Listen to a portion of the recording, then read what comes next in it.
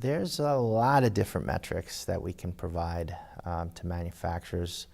So at ValueCentric, we track a product from the time it leaves the manufacturer or their doc or their 3PL to when it gets to a distributor or a specialty pharmacy or a PAP provider, all the way through when it gets finally shipped to a patient or to an infusion therapy provider, an alternate site of care.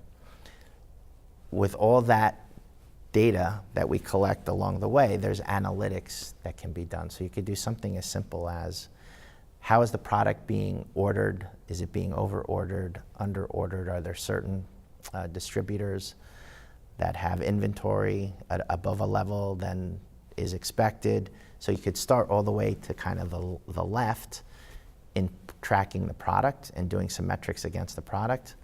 And as you move to the right and you start moving into the patient journey, you can start tracking adherence metrics, compliance, persistency, time to fill, medical possession ratio, therapy gap days, to name a few.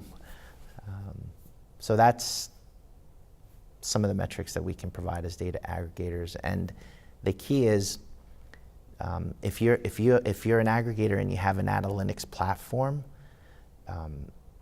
the manufacturer could get those analytics right through the data aggregation platform that you're already providing. So they don't necessarily need to come up with the metrics and the calculations and move all this data into their data marts and data warehouses. The data aggregator can provide it from them directly from the data, and it's more timely.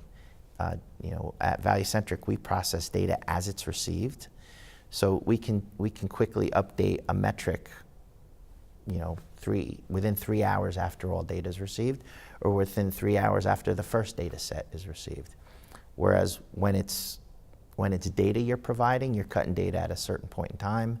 That data then needs to go over to the manufacturer. The manufacturer then needs to run it through their processes, and then they're looking at data maybe 2 days later versus 3 hours later, as an example.